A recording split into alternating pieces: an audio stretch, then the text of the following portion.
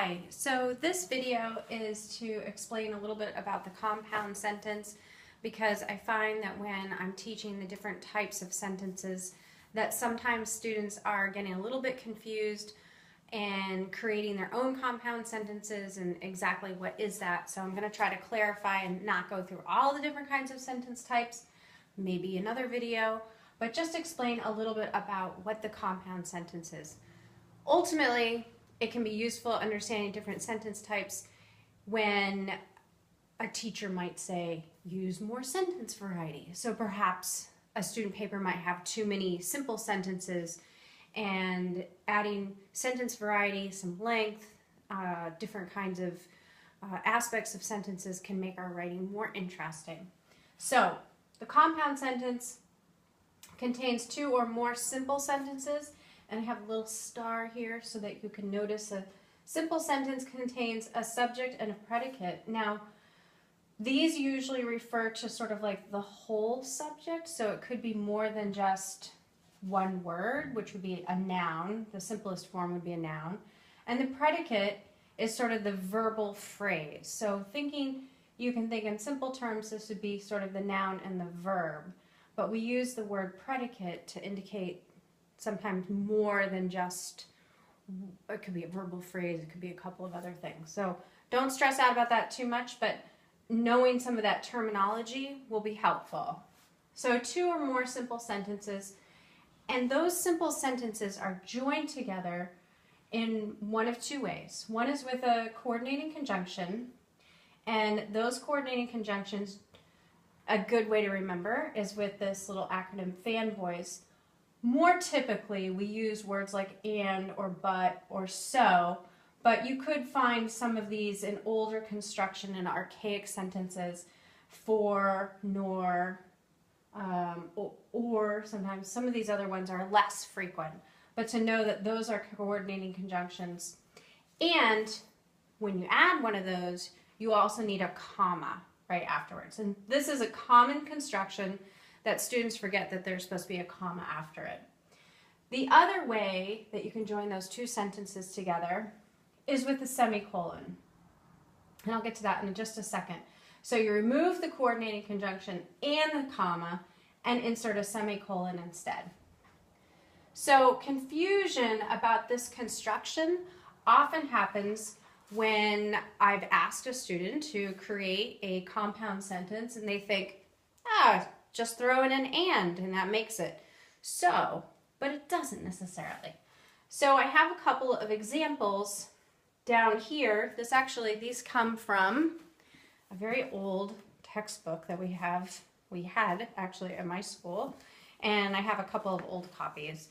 But some of these rules don't really change that much. I mean, we may alter some parts of our English language. You know, there's always sort of an ebb and flow to language, but these rules have remained pretty consistent. You can go onto the internet and you can Google stuff and you can find other explanations. If mine doesn't seem very clear, maybe you find another one that you like, which is great. The two examples I have here, and I ran out of room so I didn't get a chance to do one other type of compound construction, but the compound sentence you see here is Alana joined the team and she made the starting lineup. I've underlined our subject and double underlined the very simplest part of the predicate. The actual whole predicate would be joined the team, but I just double underlined the word joined so we can, or the verb, so we can see that there is a subject and a predicate in this part of the sentence. And there's a subject, she, our pronoun, and the next verb, made, is the second part. So this is a compound sentence. A very similar construction makes it not a compound sentence, and that's this one down here. The meaning is fairly similar. Alana joined the team and made the starting lineup. But notice, we don't have she over here, so this verb is referring way back over here to Alana. So Alana joined and made the starting lineup. So because there's no other subject over here, This is actually a compound predicate. So we have a compound verb construction here. We could have a similar kind of sort of compound structure if we had another person with Alana. Alana and Susie join the team. So that would be compound in the subject. So just adding the word and doesn't necessarily make it a compound sentence. That's the thing to remember. Both sides of the sentence, or if you have several of them, have to have both the subject and the predicate. Those are the pieces to remember. So you can see there's no comma in this one, but there is a comma up here. Now, if we wanted this to have the semicolon construction, we would just remove and we would have to put a little dot. My pens are far away. I'll go get one. But we would add the semicolon right there. And it still makes sense. This is still a compound sentence. Alana joined the team. She made the starting lineup. So that's just another format.